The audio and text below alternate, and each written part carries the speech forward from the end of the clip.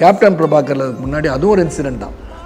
அடிபட்டுருச்சு கழுத்தில், still broken neck. புரியாத புதிர் நடிக்கும்போது பாலச்சந்தரோட ஒரு படம் பண்ணேன். அங்கே மேலேருந்து விழுந்தேன், கழுத்தில் அடிபட்டு எலும்புலேருந்து எலும்பு எடுத்துச்சு. இங்கே 2 பிளேட் வச்சு 4 ஸ்க்ரூ அடிப்போது. நான் தான் அயன்மேன். ஓஹோ, இங்கே இருக்கா? இங்கே ஓப்பன் பண்ணிட்டேன். ஸோ 6 மாதம் பெட்டில் இருந்தேன். அப்போ கேப்டன் பிரபாகர் நடிச்சிட்டு இருக்கும் போது இது நடந்துருச்சு. இப்போ எல்லாம் விஜய் சார் போய் சொன்னாங்க, ரொம்ப லேட்டான வரதுக்கு 7 மாதம் ஆச்சுன்னா அந்த படம் நின்றுடும் சொன்னா. என்ன சொல்லியிருக்காரு, சரத் வந்து நடித்த பிறகு படத்தை ரிலீஸ் பண்ணி கொண்டு. இதெல்லாம் நோபடி கேன் டூ. அதெல்லாம் நீ கேட்டிங்களா? தான் அவர் படம் பெரிய எக்ஸ்பெக்டேஷன் இருக்குது. கேப்டன் பிரபாகர் பேர் வச்சிருக்காரு, பெரிய பட்ஜெட்டு. நினச்சிருந்தா தூக்கி போட்டுருக்கலாம்.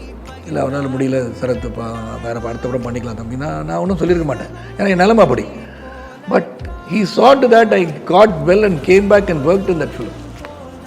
And what else shall I say? 100% placement guarantee உடன் BCom, BCA, BBA, BSc படிக்க JNN College of Arts and Science, Chennai.